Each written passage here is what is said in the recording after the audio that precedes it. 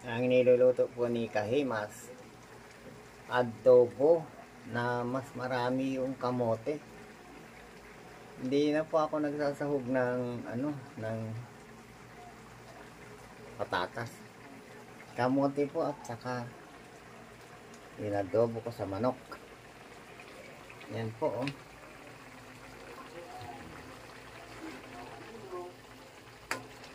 Tapos may sikreto pa po para hindi kayo masyadong makakain ng maraming karne. May paraan din. Bakit? Paano? Di wag kayo magsahog ng maraming karne. Maraming manok. Maraming kamote din. Tingnan nyo.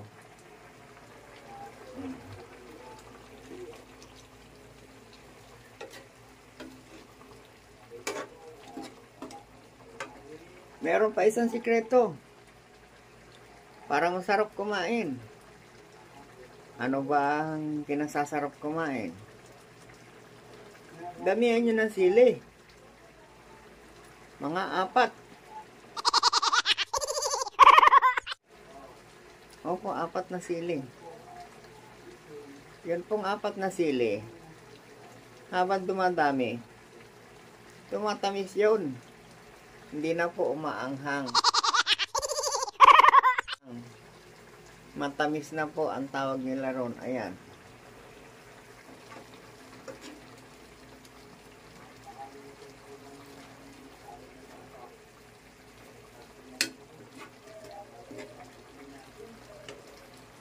Ang sili po niyan ay napakarami. Dinurog ko pa para hindi pwedeng alisin. Ayan. Yan po ang ulam namin ngayon. Kung hindi kayo nagro-rosy chicks at hindi makaya ng at hindi makaya ng inyong mga product para mag-rosy chicks kayo, itry nyo kaya na kumain ng maraming sili na naka-ingredients dyan sa inyong adobo. Sigurado magro-rosy chicks kayo. Ay, nako. Try nyo lang. Titikman ko itong adobo ko Pwede na. Yan po mga sili niya, no?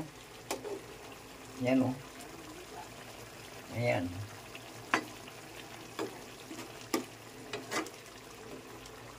Pagka kayo po ay hindi binabahing at hirap na hirap kayo bumahing, damihan nyo rin ng paminta. Napakadali po bumahing. Ito po, tingnan nyo, ito. Hihigop tayo ng sabaw. Yan. Sabaw yan ng adobong 4 na sili at 1 kutsarang paminta. Aba? The best. Tingnan natin kung paano humigop yung walang ngipin.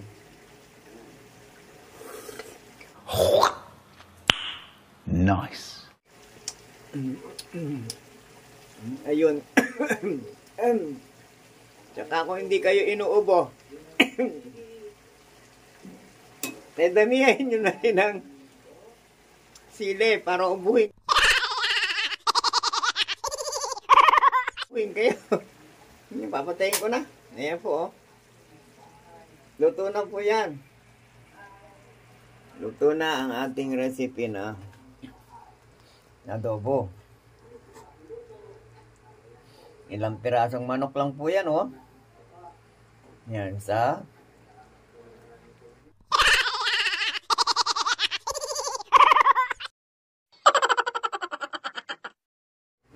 dalawa,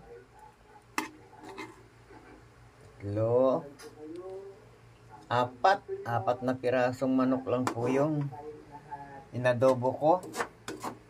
Tapos ang kamote po ay sa 2, 3, 4, 5, 6, 7, 8, 9, 10, 11, 12, 13, 14, 15, 16, 17, 18, 19, 20, 21, 22, 23, 24, 25, 26, 27, 28. 28 po na piraso ng kamote. Hindi po kasi ako nagsasahog ng patatas. Kamote nga po. Ang sarap po pa. Ha? Napakasarap po niyan. Paano hindi sasarap ay 4 na sili?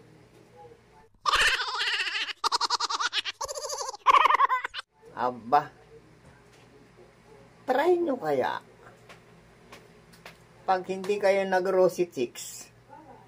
Pag hindi na mula ang pisngi ninyo.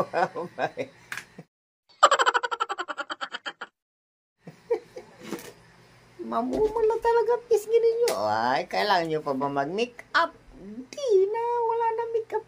Tingnan nyo yung mukha ko. Ay, tumikim lang ako eh. Talagang, tsaka, hindi ako inuubo pa ako.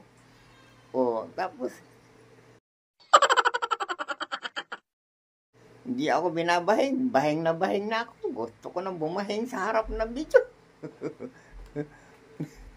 Yan. Ganyan po ang pagluluto ng ulam.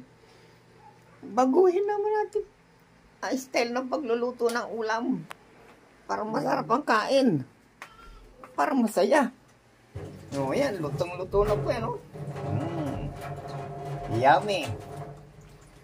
O, paano po? Babay na po. At gutom na po si Kahimas. Sa anghang pa naman ang aming ulam. Talaga pong masisiyahan ka naman sa anghang. Bah, pagka yan po ay iyong nakain eh, masasabi mong ikaw talaga ay tunay na tao na. Pag 4 na sili nilagay mo sa iyong adobo. Aba.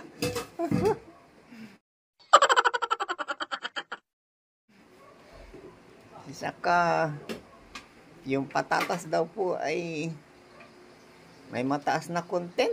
Okay, kung gusto nyong patatas, bahala na po kayo. Basta ako ay kamote ang nilalagay ko sa aking adobo. Ay, yan po si Mrs. Kaimas. Naghahanda na po ng aming pagkain. At sasarapan namin ng kain. Babay na po. Kawaki TV. Sa Business Family. Lahat po ng Papa Dins TV, Boss Dave, sa Business Family, sa Business Official, at lahat po ng ating mga kagwang, sa lahat po ng Kawaki supporters. Thank you very much po. Thank you for viewing. Bye-bye. See you again.